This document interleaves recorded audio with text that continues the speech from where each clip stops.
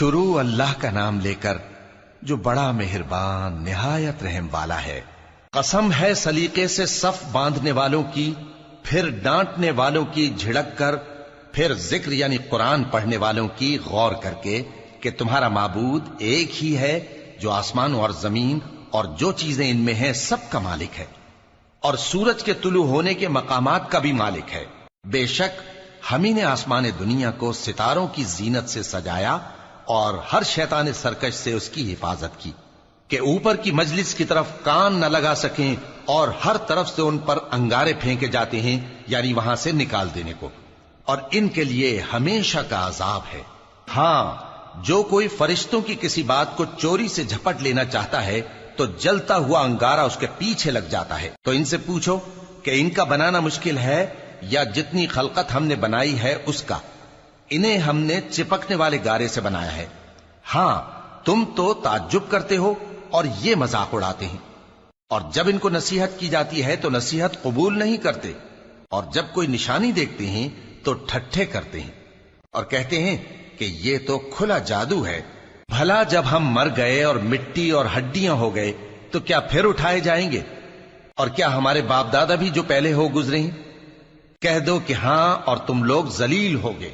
بس وہ تو ایک زور کی آواز ہوگی اور یہ اسی وقت دیکھنے لگیں گے اور کہیں گے ہائے کمبختی ہماری، یہی جزا کا دن ہے۔ کہا جائے گا کہ ہاں، وہی فیصلے کا دن جس کو تم جھوٹ سمجھتے تھے۔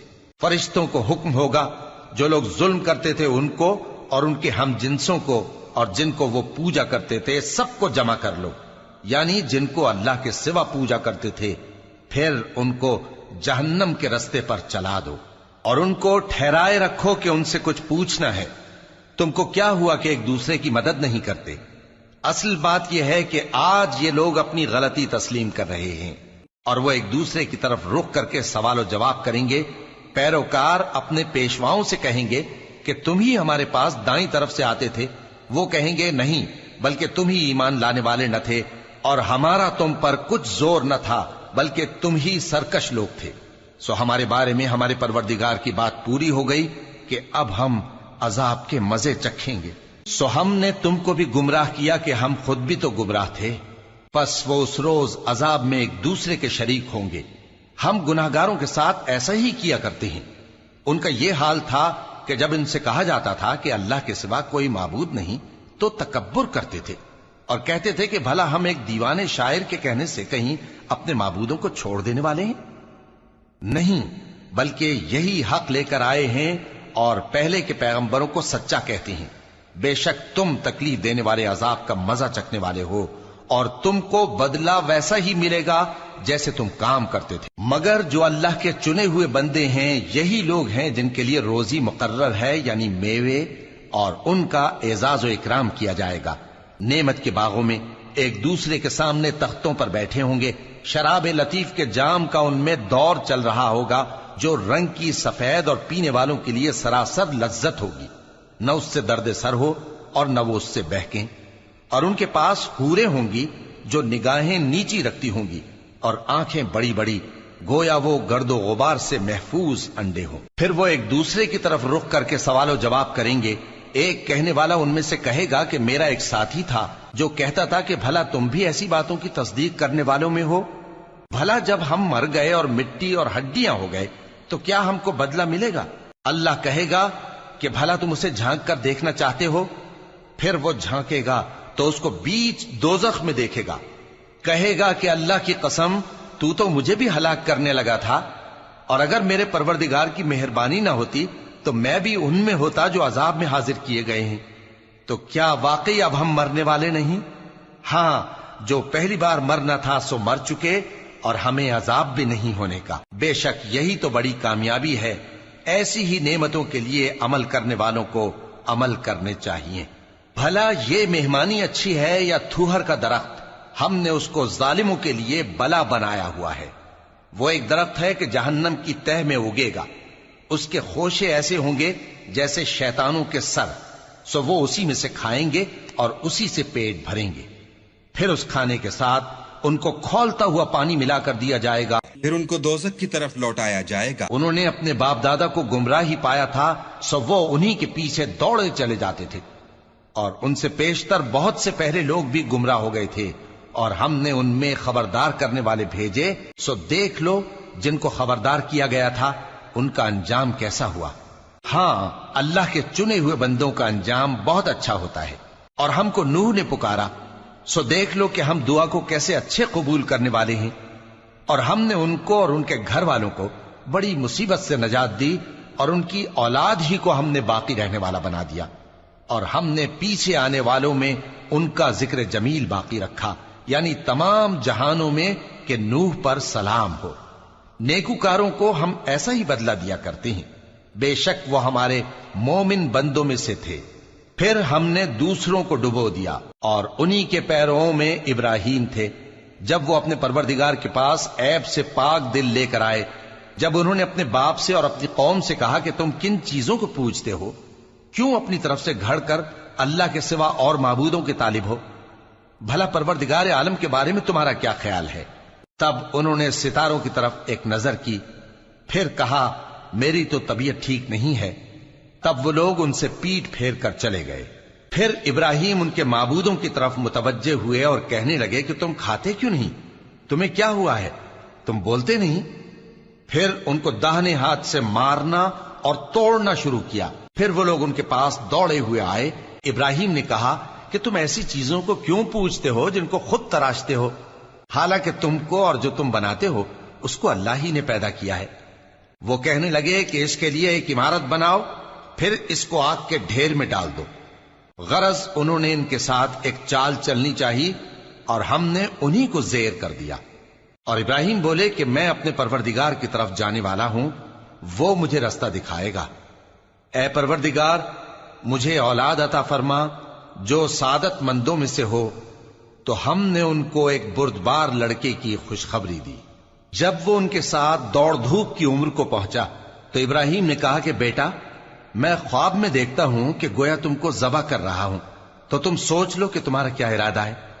انہوں نے کہا کہ ابا جان، جو آپ کو حکم ہوا ہے وہی کیجئے، اللہ نے چاہا تو آپ مجھے صابروں میں پائیے گا۔ اس طرح جب دونوں نے حکم مان لیا اور باپ نے بیٹے کو ماتھے کے بل لٹا دیا، تو ہم نے ان کو پکارا کہ اے ابراہیم، تم نے خواب کو سچا کر دکھایا، ہم نیکوکاروں کو ایسا ہی بدلہ دیا کرتے ہیں۔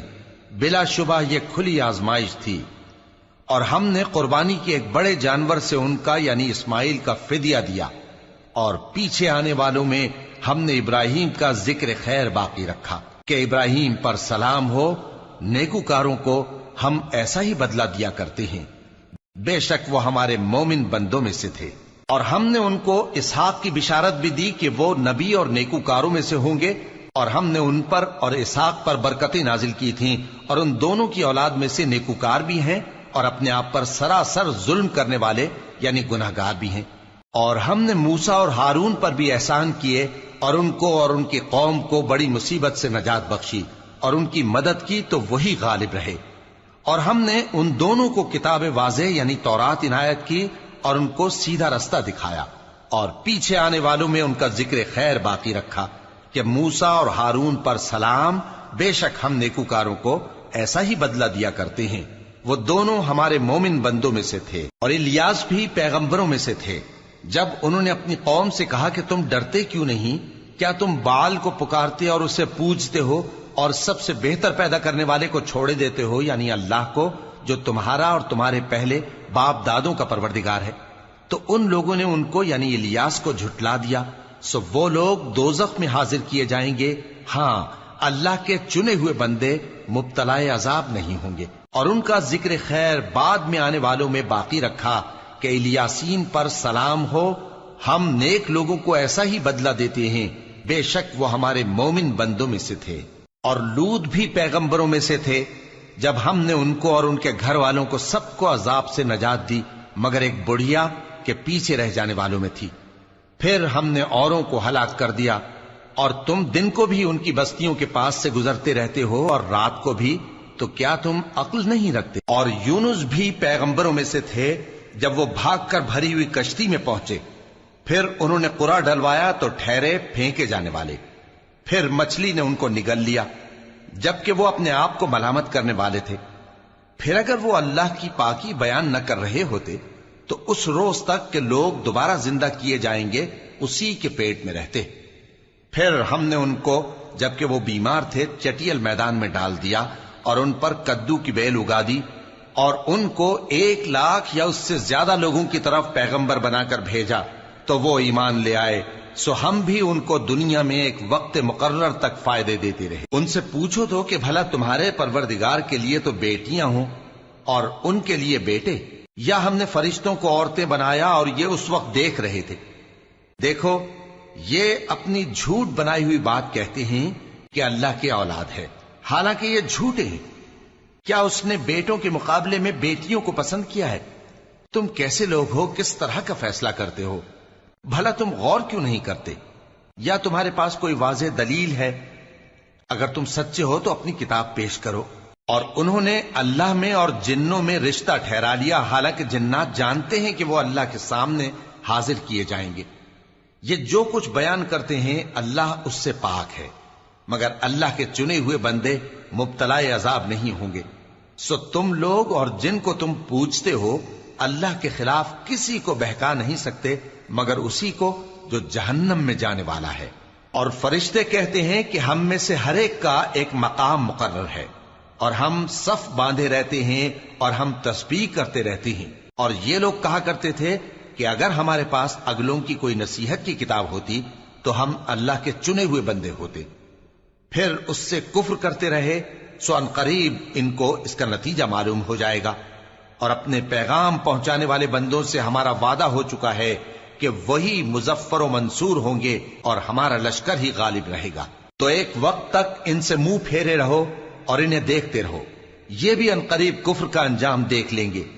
کیا یہ ہمارے عذاب کے لیے جلدی کر رہے ہیں؟ مگر جب وہ ان کے آنگن میں آ اترے گا تو جن کو ڈر سنایا گیا تھا ان کے لیے برا دن ہوگا. اور ایک وقت تک ان سے منہ پھیرے رہو اور دیکھتے رہو، یہ بھی ان قریب نتیجہ دیکھ لیں گے. یہ جو کچھ بیان کرتے ہیں تمہارا پروردگار جو صاحب عزت ہے اس سے پاک ہے.